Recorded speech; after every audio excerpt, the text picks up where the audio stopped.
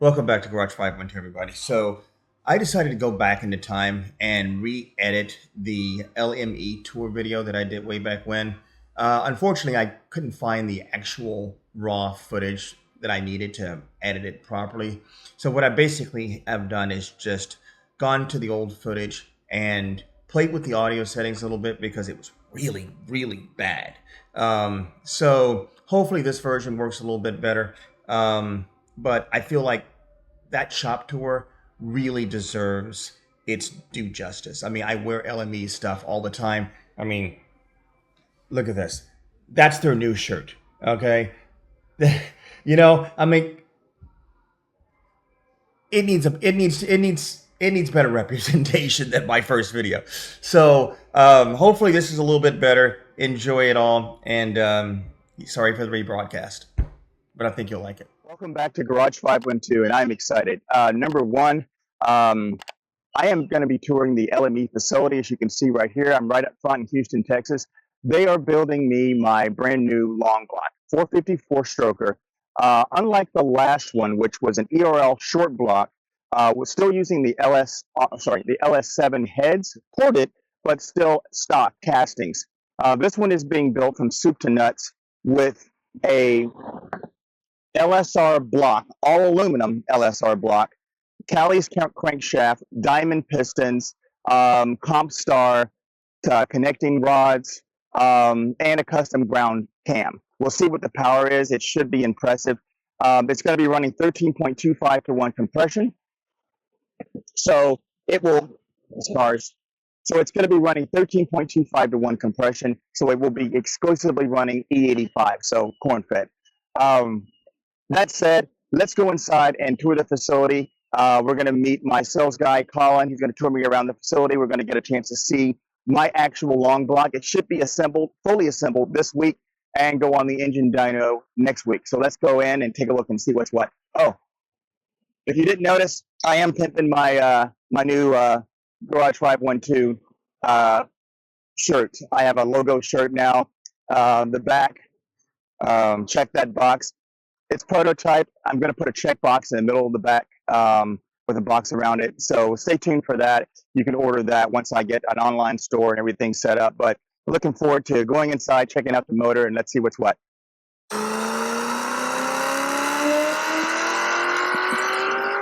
right.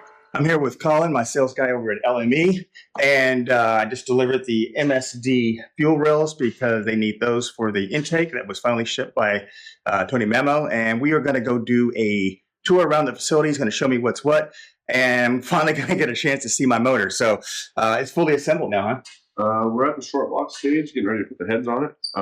Had some engine builders going in and out at the moment, so we're not quite finished up with the long block, but we should be putting it on the dyno early next week. So, Awesome. Yeah.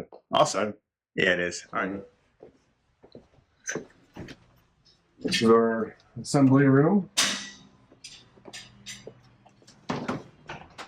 Wow. That's a big freaking motor. What the heck is that? So this is our Godzilla. This is a Ford Godzilla that we've done a lot of R&D testing on. This is actually our dyno mule. So we ran this with a bunch of different combinations on it, just going through and testing all of our Godzilla platform stuff. This is our cast front cover. It's a BBT delete front cover. It also allows you to put a different oil pan on it. We have front sump and rear sump oil pans. The Godzillas come with a jack staff inside the oil pan for the oil pump, so it really limits your options on trying to swap it into a different vehicle. So we're making this to where you can swap it into a different vehicle. CVF kit bolts up to our setup really nice, and yeah, that's kind of what we do for the Godzillas. It's got our awesome valve covers on here. This specific engine has our cam and CNC-ported cylinder heads. Makes just over 730 horsepower. It's a pretty good horsepower for a factory engine, essentially. I mean, putting a cam in it and porting the heads, making 730, that's pretty impressive. Yeah, it is. So. Yeah, so that's is everything in there that you need? Yeah, yep. Fuel rails are here, so we just need these so that we can run it on the dyno, and looks like you got everything here. So here's your injectors for them. We got injector dynamics injectors. So Are these the which ones are these? The ID 1050s. Okay, we talked about that, right? Because I said that because I remember I talked to my tuner, G, Pat G, Okay. and he's the one that suggested, I believe, that exact one. That's where you got that information from me, right? Yeah, this is what we would use too, but yeah. Okay. Yep. So injector dynamics, they're super good injectors. They have a lot of data, really good for everyone tuning. I've never met a tuner that doesn't like it. Yeah. But yeah, this is your intake manifold that you got it all finished up. So we had it split apart the other day. Let's see if it's. Yeah, it seems like it is. Yeah.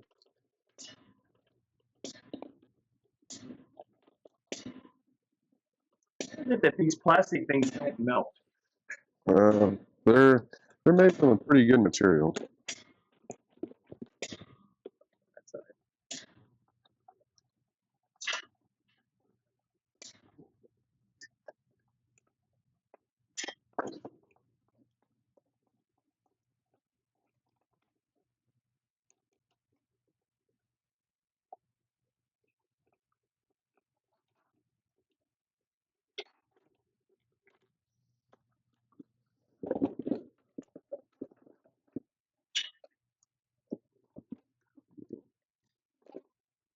All right, there you go. So you can see the longer runner design inside the manifold right there. And that's going to be what's helping you pick up torque on the bottom end. You see he goes through, looks like he ports the snout a little bit, kind of ports it in here, and then he goes into about that section in the port on the inside. So.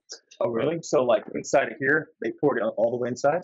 You can see right there on the, right here, they go in. Oh, here. Into the ports. So they poured it until about right there. So it doesn't look like he does a whole lot out here. So if I had to guess, he's tested it and probably doesn't get a whole lot of gains if he goes in here. So I would imagine that most of your gains are going to be done in here to the front of the snout. So the shorter runners that I've seen, like for instance, that sheet metal one that you guys create, billet one, those are shorter runners, right? Correct. And those are mostly for force induction type scenarios? Not necessarily. They're good for high RPM. So the shorter runner is going to be good for higher RPM. The longer your runner, you're going to be making more torque on the bottom end. But this intake does have a lot of volume in it too, so that also helps out with the high RPM stuff. The MSDs and our intake are actually very similar as far as performance goes. How many more bearings you got, Cameron? What? I said, how many more bearings you got? I'm gonna wait for you. But Oh, I'm sorry. you're fine. You're fine. You're fine. But yeah, these perform really similar to the LME intake. That's interesting. And so the advantage of the long runners are the fact that they produce more torque down low. And I think my stroker is going to make peak torque or peak power right around 4,800 RPM or thereabouts. You're going to be peaking higher than that. Okay. You're going to be, well, I don't know. We'll just have to run on the dyno. See, I don't want to say where it's going to be peaking at, but it's going to be quite a bit. We got a good sized cam in there, so that's awesome. Okay. All right, so let's take a look at what goes on in this particular section. So this is purely just an assembly room. So we don't do any machine work in here. You can kind of feel the temperature is always this temperature. Doesn't matter what year or what time of year or anything. It's always going to be this temperature in here because we want all of our clearances to be very exact. So if you have different temperatures and different materials are going to grow and expand and everything. So we want to make sure everything's always a controlled environment. So this is yours right here. Got your LSR here. You can see they're checking fits in the valve clearance yesterday. So this is your cylinder heads. We got you set up with a set of CIDs. CIDs are full on race heads, huh? Yeah. Yep. So we get the castings in-house, and then from there we go through and do all of our own porting process. So we go through, we port them, we do the intake flange, we do the exhaust flange, and then we do some nice work here. Not everybody goes through and machines this. It's small stuff like that. That doesn't enhance performance or anything, but it makes it look a lot nicer. It does. Oh, and I see that they're branded CID. Yeah. At the top in English. Yeah. So the CID is the casting company that we work with, and we do all our own performance and everything like that. That's pretty. Yeah, the when y'all ship this motor to me or to my shop in Austin, the plan is to ship the existing one back to you guys so you can figure out what the heck went on. What we suspect happened is it dropped a lifter, and the lifters and the heads were all replaced. I don't know, about a year or so ago, but I've heard that 1 in 100, even if it's brand new, 1 in 100 lifters can fail, which Right. is scary because then it just destroys every fucking thing in the motor. Ironically, based on the pictures I've seen, like I said, I only drove the car for 6 hours, Mhm. but the pictures that I got from the previous owner are branded LMEs heads Okay. because it's written there. But they use those lifters that I told you about, Mhm. and I guess they're okay lifters, but shit happens. But Right. we're gonna ship that back to you guys in the same crate, and hopefully you can diagnose exactly what went on. If everything else is good, I'm pretty sure the internals are fucked. I know the cam is fucked. I know the MSD intake that's on there is melted because of the exhaust valve breaking. Mhm. I don't know if the pistons and crankshaft are good. My guess is all that's crap. But if the block is good, then I can at least sell the block, right? Yeah. And anything else? You think like your best guess? Like, what do you think might be salvageable in a scenario where a lifter dropped? I would say at best case scenario, your block, crankshaft, and rods would probably be the things that would make it out. Um, Usually not a whole lot of others make it out, and even then, a lot of times that stuff doesn't make it out, depending on how bad it is. Yeah, So, sure enough. Yep. Okay, so yeah, that's pretty good. So LSR, the block is made by what's the name of that company? Concept Performance makes the LSR and LTI blocks. Is there much difference between? I mean, they're all aluminum, like the RHSs, and they're all aluminum, right? Yeah, so the three companies that make aluminum LS blocks is going to be Dart, LSR, and then RHS. So we prefer the Dart and the LSR blocks here. They're definitely the superior block for aluminum. So yeah, that's what we prefer to use. That's awesome. That's pretty. I've seen some of the old GM castings that are like orange. Is there a reason why they're like the block itself is like outlined in orange or whatnot? Yeah, so those are LSX blocks. Those are going to be made directly from GM, and those are an iron block. So the orange is a powder coat that they do on there to preserve the metal of the block. Yeah, they're significantly heavier. What, about 100 pounds or more? They range from, depending on what aluminum block you're comparing it to, it ranges from 100 to 120 pounds. Yeah, that's considerably a lot because this on the weight savings from the aluminum hydroform frame to the steel frame on the regular base 6 is about 126 pounds. So that's another huge savings. The stock LS6, is that iron? Is that also aluminum? The LS6 is aluminum. It is aluminum. Okay. All right. And what's this thing you got? It's another LSR. So I don't know the exact comment on this one, but it looks like they're degreening the cam and everything, getting ready for it. So yeah, I don't know exactly what they're building on that one. I don't see the build sheet. But yeah. Curious. That's the one I care about. The physical size. Mhm. It's literally the same, regardless of what displacement, like how much it's bored out and strode through, right? Yeah, the block itself will always be the same. It's just the only thing that'll ever change is the actual bore size and crankshaft size. So your bore size is a 4185. We went pretty big on the bore because they're just trying to get more power out of it. So more cubic inch, more power, So that's the route we took there. And then we also put a bigger stroker crankshaft in yours. We did a 4 and 8 stroke. So 4 and 8 or 4.125. No, I thought it's 4.125 now. Yeah, that's 4 and 8. Okay. Yeah, 4.125, 4 and 8. Yeah. So on the LSRs, are they considered re-sleeved? They're not considered re-sleeve. The sleeves that they get in there are a nice darn sleeve. They're an aftermarket block that come with aftermarket sleeves. So the factory blocks will come with the sleeves casted into them, so they don't machine where the sleeve goes. On an aftermarket block, you can see there's the exact same amount of material of sleeve everywhere you look. If you were to look at an aftermarket block, or sorry, factory block, they put the sleeves in and then they put casting around it, and then after they're done, they'll go through and they'll go off and put the bore spacings in there. So if you were to look at a factory block, you can see where some sleeve would have more material versus other areas where it would have less material, because it's a casted in sleeve. So they don't go and center off of the sleeve when they cut out the bore. They just put their bore spacing in the engine and put it in. So it can be not centered in the sleeve. That's why aftermarket blocks are always going to be superior to a factory block. Okay, yeah, because my last ERL was a re-sleeved block.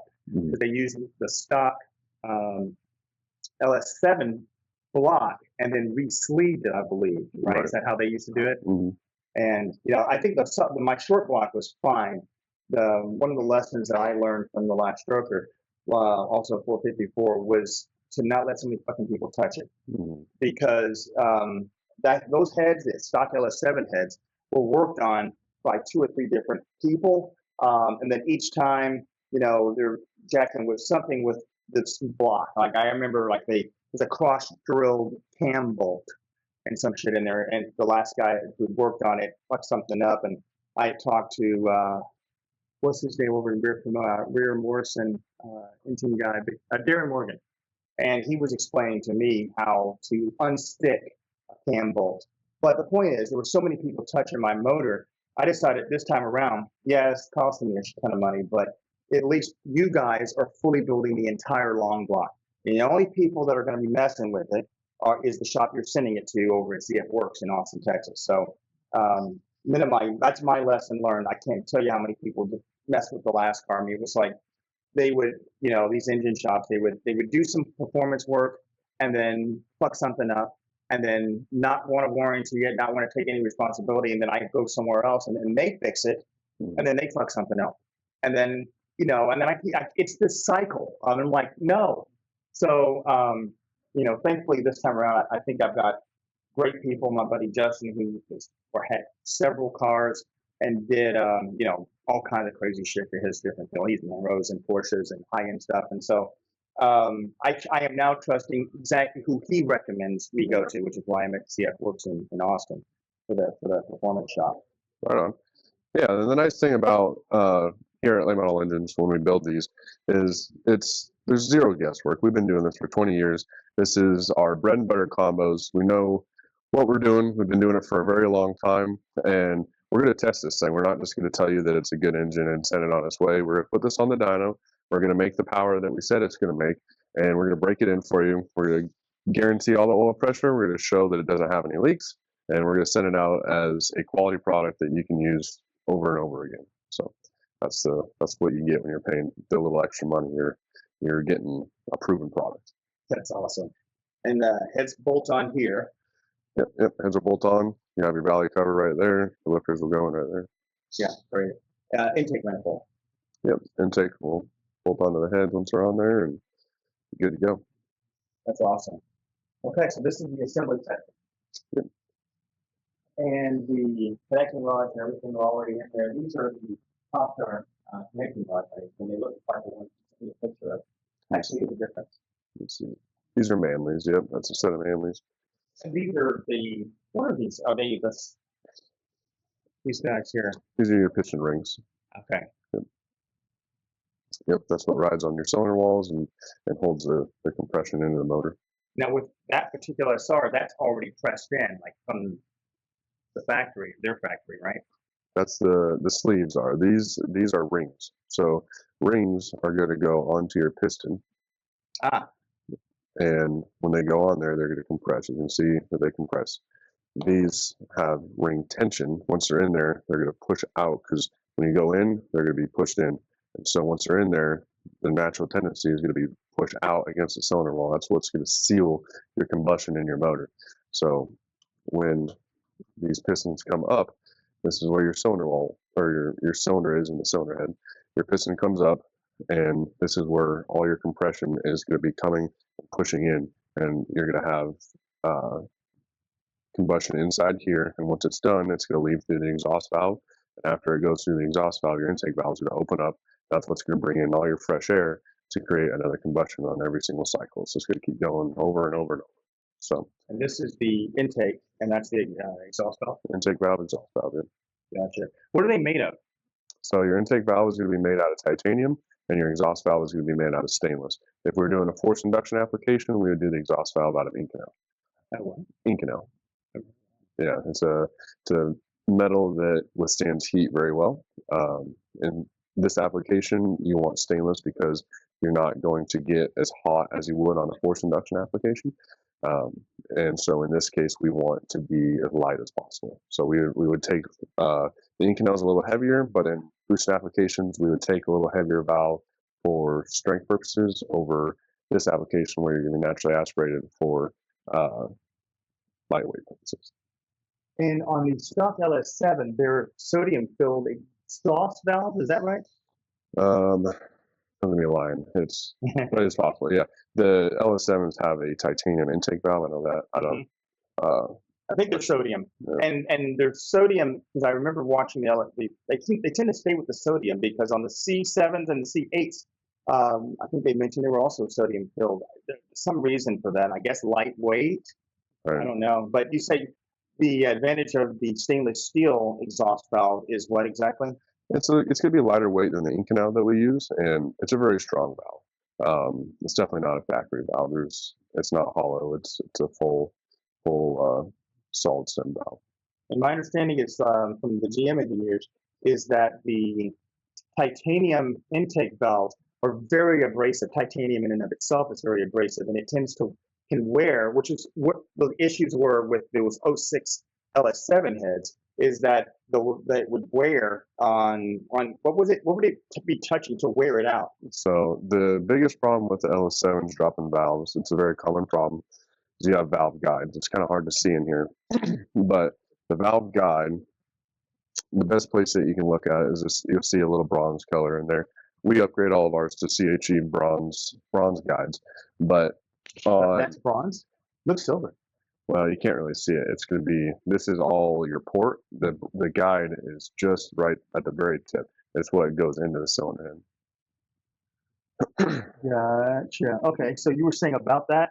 Yeah, so the guide on a factory LS7 head and for the LS7 stuff, the materials are too similar of a material. So when the valve and the guide start wearing against each other, they do an egg-shaped deal to where I'll kind of draw a picture here. So your normal guide is just going to be straight, and then you're going to have your valve inside here that goes up and down. So what happens over time is instead of being straight like that guide should be, you're going to start egg-shaped, and this is obviously very dramatic. And your valve comes in here. So now that other side. Yeah. So now your valve is going to be walking inside of that in that guide. And so once it starts doing that and your valve starts closing on an oblong angle where the edge of the valve hits the seat instead of the whole entire circle hitting perfectly, that's what happens when you start dropping the valve, because it's hitting oblong. So the most ideal thing that we do is we get a different material guide, which is bronze, and it holds oil retention very well. And it wears out at a completely different rate than titanium, and it tends to last a lot longer. So that's in turn what we do to fix those problems on the LS7s. So bronze guides instead of like the sodium filled ones. Correct. And well, the guides aren't guides are different than valves. The valves are sodium filled. The guides. Let's go out to the head tail. I can show you what a guide is, because it's kind of hard to explain on a fully assembled head. Yeah. All right.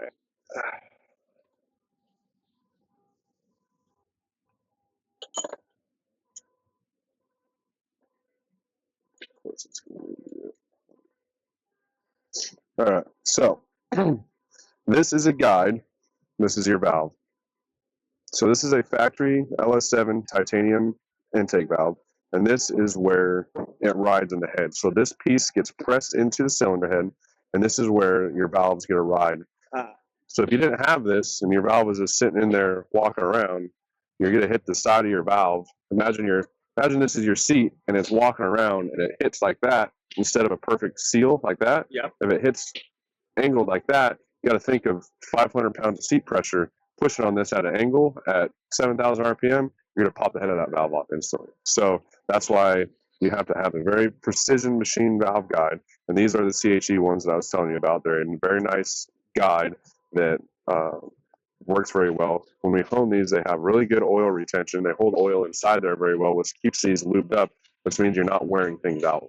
These are the bronze ones. These are the bronze ones. These are the nice ones. So factory, you're going to have a steel style guide. So this is the upgrade that you want to do on yourself. So Okay, and so you don't have an example of what the stock ones look like, huh? no, we don't carry those. We don't want those. I don't blame you.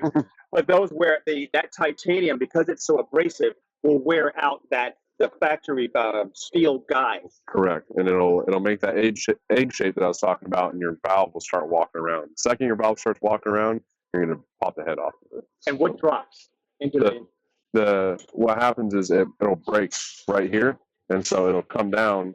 And when it comes down at an angle, this whole piece breaks off, and you can just imagine having that drop into your motor. That's the round part. The round part, yeah. Your stem usually will break anywhere from here to here, but this piece usually stays in the head, and then this piece will just completely go and cause havoc to your motor and fuck up the entire motor. What sounds like what happened. Only mine, I think, is the lifter, because I mean you can hear the sound. I'll play for you later, but it sounds like hard metal just clanking. Right. You know, so I got you. So this is kind of our main shop area. We do a lot of manufacturing. So we do front covers, rear covers, time and chain guide, valve covers. I mean, we CNC a lot of product. So this is our cylinder head area. We go through and we do valve jobs. We assemble cylinder heads over there. In the very back, we do CNC porting to cylinder heads. All these are customers that you can send your cylinder heads in. We'll go through, we'll port them, and then send them back to customers. So that's a good process that we do.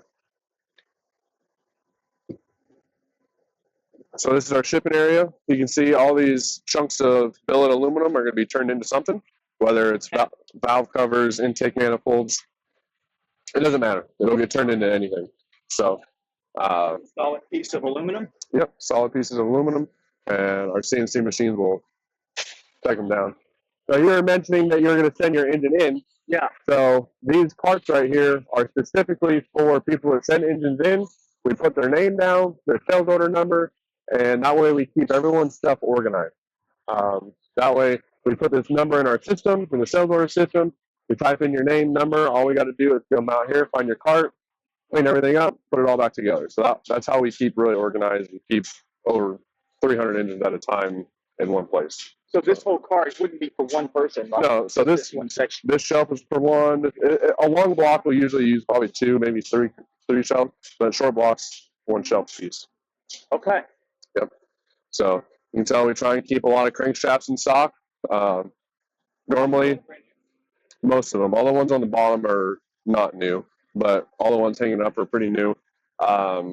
This is why we were able to get your engine done in a pretty reasonable amount of time. Even though you waited a little while, getting the crankshaft that you had, if we had to wait for it, realistically, we probably would have had to wait 6 months. Really? So, yeah. Yeah, you had mine pretty quick. I think that we had it in stock. Yeah, pistons for about 4 to 5 weeks, which is pretty common. Maybe longer than that, but still, I don't remember exactly where we're at on your build. You probably know better than me. I think for about 10, 12 weeks, something like that. It was right at about 3 months. Yeah, and I thought that's on me. I wish I had gone with what you initially suggested, like a 1401 or 1301 actual piston. But I didn't think I had 85 anywhere near me. And by the time I found it, the pistons were already here. So they're 12 and a half. So to give me that 13.25, you milled the heads down to increase the compression.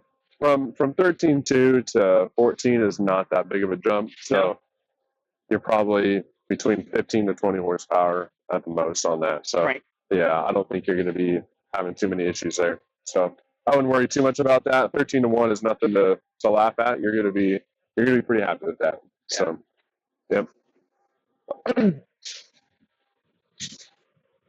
So I'll take you over to our Engine Dyno real quick. That's a big CNC. I'll go into that in a second. That's a story in itself. So of course nothing's on there right now, but this is where we're going to put your motor. We're going to go through. We'll run it through its paces. I can tell you exactly how much power it makes, and it's pretty cool to see how much power, break everything in. Yeah, because you'll be using 2-inch headers for mine, I guess, also. Correct. Yep. And the and obviously you'd be using 85. What else? We're going to use C16 here, but C16. Yeah. Is that going to be make a difference in terms of it? Because I want to be running 85 because C16 is so damn expensive. I can't get the drums. Yeah, no, it'll be right within the same realm of where it's going to be making power. The C16 is ethanol, isn't it? No, it's a race gas. It's 116 octane race fuel. Gotcha. Yep. And I believe 85 is only like what 106. I'm not. It's 85% ethanol. So Yeah. Yeah. I think it was something around 106 octane. So your P16 will actually probably make a little bit more power. Maybe should be pretty close to what 85 makes. I'll show you this big machine over here. So some of our newest things that we've been doing is we make our own blocks now. Yeah. So this is a billet block. We're going to rate these blocks anywhere from 4 to 5,000 horsepower. So this is for boosted applications, obviously. Pretty crazy stuff. there's no way around it. But these are for very big turbos, very big pro chargers, boost blowers, whatever you're trying to do with it. These are going to take some big power, and it's going to be one of the most powerful LS engine blocks ever produced. So, wow, when did you start making these guys? This year we've really started finishing them. We've had this in the works for about the last 2.5 years, but this year we've really gone through and started finishing up R&D and running them. So, wow, 5,000 horsepower. That's definitely on the high end. Most everyone realistically is going to be making around 3,500 to 4,000. But the block itself can handle the 5,000 if you're really trying to push it. So then, what the supporting components have to be able, like the pistons and the rings and all the things, right? Yeah. To be able to support that. Are y'all making that? No, so we just use the best components in the market. So as far as crankshafts, we're going to use Windbird, Bryant, Callie's, any of those billet crankshafts, we'll use those. Billet rods, like we use billet aluminum rods. We're going to use billet piston from Diamond. Diamond's got a really nice piston for that much power. Total seal ring set up for that application. We have our own cylinder heads that are a racing cylinder head. It's a cannon valve cylinder head. Flows well over 400 CFM, creeping up on the 500 CFM range. So the cylinder heads that we use make just over 1,000 horsepower naturally aspirated. So when the people are running them with boost, they're really making power with them. Wow. So okay. Yeah, but that's what this machine does. This machine makes billet blocks. All it does is block. It does a couple other small things. He's working on a pretty specific product, so I probably won't have you film that, but it's all good. These are all old crankshafts. They get pulled out. A lot of them are junk, unfortunately. This is a teardown area, so anything that's going to be junk, we're probably going to find it over here. What do you do with it? You melt it down and reuse it, or? Yeah, no, we got a scrap guy. If it's junk, we'll scrap it because that's all it's good for at that point. But a lot of them will turn down for used items. Sometimes people want to buy used crankshafts, stuff like that. So why would they do? I mean, obviously to save money, but I mean, like, if when a crankshaft goes bad, like, what fucks it up? So there's a couple of different things that can happen. A lot of times people will spin a bearing. So if you spin a bearing, what you can do is you can get the bearing off of it and you can cut it down. Sometimes you cut it 10,000s, 20,000s, 30,000s. But once you start cutting those down, you start taking away the structural integrity of the crank. So a lot of naturally aspirated combinations are fine to run that way. We really don't sell used cranks for our builds. We just really don't like doing that. We like doing everything new. But we got a couple shops that if they're super interested in a used crank, they know exactly what they're getting, then we'll give them to them at a deal instead of just tossing it in the junk pile, you know. Can So we see what a bearing looks like? One of these, like a bad one? like a bad one, yeah. Uh,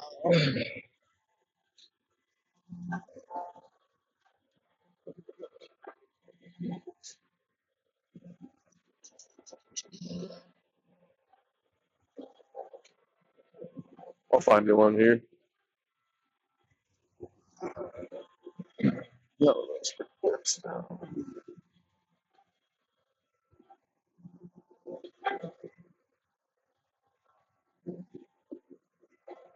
this one's not like bad. This is a pretty mild case. So this one's pretty mild, but you can see how it's different colored right here. Yeah. See how it's rainbow? That means it got really hot. So right here you can see it's all different color too. So this thrust bearing actually got pretty spicy right here. That one was right about to get ready to spin. It doesn't look like it actually spun yet. But a lot of times what will happen is the bearing itself will actually clamp on there. That is a bearing do. And like, what is this? What's it look like? Yeah, I'll show you. So this is what a bearing looks like. Okay. See that. Okay, so this is what a bearing is. These are going to be inside your block. You got your main cap. One's going to be inside a main cap. One's going to be inside the block. So you can see inside of here, this is where your oil comes in, and you're going to run on a film of oil. So when you always hear about people calling or checking their clearances, their crankshaft journal size is going to be just a little bit smaller than the ID of this, because you want there to be a clearance in there for your crank to ride on oil. Your crank never should ever touch these. These never are supposed to touch the crank. The crank is always supposed to ride on a film of oil. That's what keeps these things lasting for such a long time. Okay. So when you hear people spinning a bearing or something like that, what happens is for some reason it's not getting proper oiling. So what will happen is it'll quit riding on that film of oil. It'll start riding on this bearing. Once you start doing that, it gets hot really quick. Once it gets hot really quick, it'll literally weld this to the crankshaft, and then bearings will start spinning in the block. Once you do that, you junk your block. Usually junk your crankshaft. It's not a good thing. Whole block, huh? Yeah, because you got to think these have tangs in them right here. So once those tangs start spinning in there, you're just eating away that block. And these have crush on them. So when you mount your main cap, these are actually crushed in there. So the second you start spinning that, you lose all your crush. Once you don't have crush, block's junk. So how do you prevent that from happening? Proper engine building, proper oiling. Yep. So Okay. That's not a matter of just putting oil in a regular basis. It's something that happens early. It's a build process. yeah, there's a lot of things that can happen. Like you want to make sure you're changing your oil frequently. Every time you go out to an event, I would recommend changing your oil. It's just you can never change your oil enough. Okay. So changing your oil is always a good thing.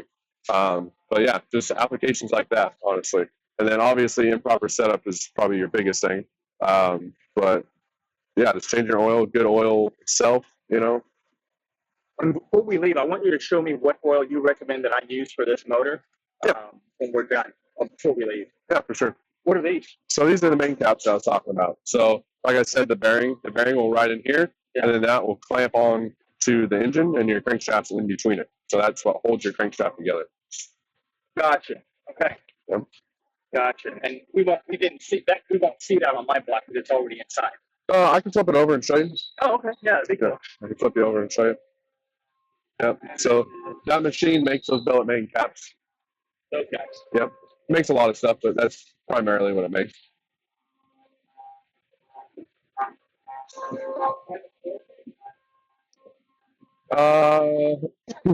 This is actually going to be an intake manifold. This is the top of the intake manifold. It is. Oh, yeah. It's hard to tell because it's not done yet, but this it goes through the first operation. So this operation's done. They're going to flip it over, mount it, and then they'll go through and it'll machine all this off of it. Okay. Yep. Yep. So this is the second operation. You can kind of see it starting to mill out everything on it. Is that what's in billet? Just the aluminum. So Intake? yeah, it's the intake manifold. Okay. Yep. So this is doing front covers. So the front cover that bolts onto your motor, this is what it's making. Oh, and okay, so on mine, like you got the eBay ones for the front engine cover and oil pan. Is that what it was that was missing? I sent you the link on eBay. Right. Is there, other than cost, right? Is there a reason to actually manufacture a CNC one? Yeah, so the ones that we CNC are specifically a VVT delete front cover.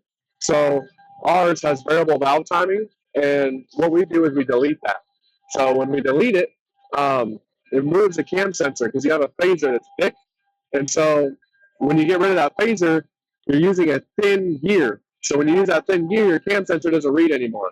So what we do is we make a cover that brings your cam sensor closer to that gear. So, yeah. What application would that be used for? Gen 5 LT, some of the older LSs, like your LS7, we don't do it just because it doesn't have it. But, yeah.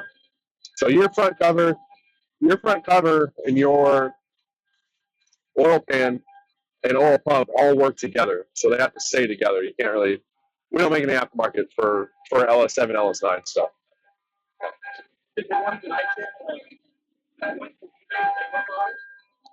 I believe so. I don't do a whole lot of that. I let the builders do that stuff. So this is, you've heard of CNC-ported heads? Yes. So this is what we're doing. We're porting a set of heads. This is actually pretty cool because this is the exact set of heads that you have. Is it really? Yep. CIDs. Yep. Oh, that's cool. You can get risky with this one if you want to. This one will open up. Oh my. Yeah. Gets a little wet though. So there's a program, you don't program that yourself? yeah. Wow. Oh, that's impressive. Yep. That's why we get a really good reputation from, because we have a really good airflow CNC head guy. So he goes through and he'll design all these ports for all these different cylinder heads. And he's been doing it for years and years and years. So he's very good at what he does. He designs the ports. He's got programs that he flows them with. He's just really good at what he does. Yeah. So, yeah. Same thing with this one. Going through, porting the heads. So, yeah. It's a 5-axis deal. But this is open up here if you want to try and shoot it down.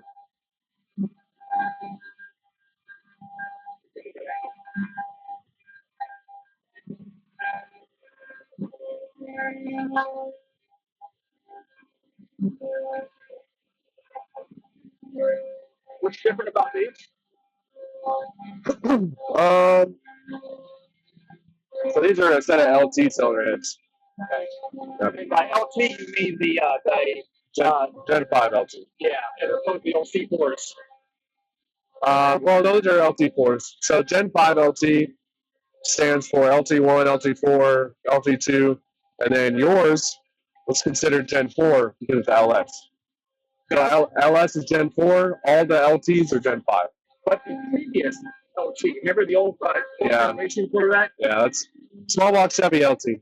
I never understood why they did brought back the LT name, because that's something that was for the fourth generation Corvette. Yeah, You that's a know? little weird. Yeah. So this CNC is specifically for doing blocks. So what we do with this CNC is we'll go through and we surface both of the cylinder surfaces. So what's good about that compared to a lot of your mom and pop smaller shops is what they're going to do is they're going to indicate off of all 4 corners and then make it flat. So what we do is we have a program that already models a block, and we're going to make them flat. But when we make them flat, they're going to be completely 45-degree angle from what they should be. Blocks should be at a 45-degree angle. So what you do when you put them in a normal surfacer is just try and make them flat. So over time, if you surface it a couple times, you can get 2 surfaces that are completely flat, but they might not be perfect 45-degree angles. This isn't the end of the world. Not going to probably ruin anything, But when you do it with us, you just know it's going to be a perfect 45. So, and not to mention, it streamlines our process. When we do these, we can get a block done in 30 minutes to an hour, whereas it could take us 2 hours just to set up a surfacer. So we're able to get a lot more engines through the process quicker when doing that. So you would do that to like someone's motor that that sent it to you? We do it to every single one. Yours was in here. So we go through, we service it, and if we need to, this machine can also bore it. We also do rod clearancing. So with yours being a 4 and a 125 stroke, we'll go through and clearance the block itself so that your rods don't hit the block when it comes around. So a lot of good things like that. And so when you talk about milling the heads, for instance, to lower the compression, This machine is what we would mill the cylinder heads with. So as you can see, this is the deck of a cylinder head, and it's pretty dirty. This one has not been milled yet. So this one's getting ready to go through the machine. So when we get done and we mill a cylinder head, this is what it's going to look like. See how it's all shiny and perfectly flat? So that's been through the surfacer. So what we do is we set that cylinder head up on the surfacer and we mount it down, and we get the deck surface to be completely flat, or as flat as we can get it before we start. And then once we do that, this surfacer will go through and will mill across the surface of the cylinder head. And there's a couple reasons that we would do that. One, we want to make sure it's flat. So a lot of times these cylinder heads will have warps in them. Obviously, that's very dramatic because the warps only are going to consist of probably 2 to 5 thousandths at the most, as far as that goes. But we'll go through and make sure that they're perfectly flat. That way, when they go onto the block, it's also perfectly flat. Everything seals as it should. That's what this machine's for. Sometimes we want to raise compression in this chamber. So I'm sure you've heard of chamber volume before, or CCs of a cylinder head. So this portion right here that is cut in, this whole entire area, is considered your chamber volume. So what you do when you start milling this, is you start making this chamber volume a smaller size. So the volume of it is going to be less. So the less chamber volume you have, the less room you have for your combustion. So in turn, what that does is raises your compression ratio. So you have a lot more compression because there's less room for the combustion to happen. Less room because so you're literally taking metal off this. You're taking metal off this, making this smaller. So that's why you always hear, I want to mill my heads 20 or mill them 30, because it's going to be taking the chamber size smaller, raising your compression. How do you know the limits, like of how much you can mill? Like there's so much you can mill before you fuck up your heads, right? Correct. And that's why going to an aftermarket head is so nice, because this deck surface is so much thicker. You have a lot more to play with there. On factory stuff, we have a measurement. You can go from the head bolt hole to here. Don't ask me what it is. I don't know. Cylinder head guys would know that. But they can tell how much a cylinder head has been decked and serviced before. But generically, from a factory set of heads, you don't really want to go more than 30,000. After you go more than 30,000, you got to think, this is going to be moving the cylinder head down, in turn moves your intake bolt holes out. So when to move them in. So what happens is your intake does not want to bolt up correctly anymore because you've milled so much. It changes the geometry of everything. So we usually only go 30 thousandths. That way your intake's still good to go. And that's on a stock head. Stock head, yep. Yeah, you can still go more on an aftermarket head, but again, you're still going to be running into the geometry problems. So a lot of times what we'll do is we'll go through and mill the intake depending on what intake it is, just to try and get everything to fit right. But ideally, if you just order the correct pistons, you don't have to do all that horsing around. You can just set it all up correctly and be good to go. And in my case, because I didn't get quite the right pistons from an order, right? Because they really should have been like 13 or something, or 14. We had to mill my head some, right? Correct. We didn't mill them enough to worry about any sort of intake fitment. So. And you mentioned having to mill the intake because of the geometry? The intake holes, like on your intake, we would never mess with that. With it being plastic, is what it is. We're not gonna mess with it. But say it's one of our billet intakes or another customer's sheet metal that we can go in there and mill out the intake holes, we'll do something like that. The plastic one, not touching that. Where are the intake holes? Right here. So this is where your intake bolt holes are gonna. Yeah. These are the guides that I was talking about. Oh yeah, I remember that from my last set of heads. So these are the bronze ones, right? Correct. Yeah. Which is what we saw before earlier. Yep. Okay. And then the intake, where the intake ones? Will they be on here? The titanium one? There's no valves in there. This is just a bare head. But okay, I got you. And so the actual, see, the intake valve is titanium. That's going to go here. The exhaust is stainless steel. That goes in there. On an LS7, yeah. These are LS3, so a little different, but yeah. Okay. Now I'm with you. Yep. That makes good sense. Okay. So that machine that I was telling you about that does all the surfacing, it also serial numbers every block that we work on, so that we can know all the information about it.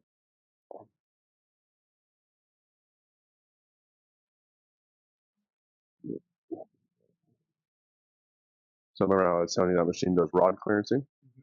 You'll see this piece right here, and then you can see where it cuts out right here. That is going to be clearance for your rods coming around for the bigger stroke. So that's all the clearancing that we do. The rods are here. Yep, so your rods are here. So when they turn around, they're going to get close right here. That's why we clearance it out, so that nothing hits. Okay. And then you can see that we weld our reluctor wheels on the crankshaft, just to make sure that nothing ever spins on here. That's been problematic on factory build. So we always weld those on, make sure they don't go anywhere. What are those two things? So this is your reluctor. This is reluctor wheel. Yep. Your camshaft sensor comes in right here, and this is what reads where your engine's at. And that's how your computer knows where your engine's at and control your timing. I gotcha. These aren't normally welded. Not from factory, nope. They're pressed on steel. Yep. So that's the point of failure then. Yep. Does that happen much? Yep. Yeah, that's why we do it. It's more common in the blower applications, but it's happened in any sort of high RPM application. So it's a standard procedure here. Gotcha. And the cam bolts, what are those? You're not in yet because you haven't put your gear on yet, but that's these. So we use an ARP cam bolt. That's the highest grade bolt that you can use for a camshaft. Yeah. Gotcha. And those go in here. Yep, right into your cam. Gotcha. And the cam's already in? Okay, cam's in it. Yep, we haven't put the time set on yet. Gotcha. I think you already sent me that cam spec. Yeah, we have that. Yeah, we use ARP for everything. Main fasteners, head fasteners, rod fasteners, cam, everything gets ARP. So. That's awesome, man. That's awesome. So heads go on today, I guess, and then sometime next week, the Engine Dyno. Yeah, realistically, the heads will be going on Monday. They're pretty much done on it this week. Just we've had some builders had to hop out just for some family emergency stuff. So, yeah, Monday we'll be getting these things on the dyno. I don't know if it'll be on the dyno Monday, maybe Monday, Tuesday. Yeah. So, but it'll be a long walk by Monday for sure. So how long do you run it on the dyno to like break it?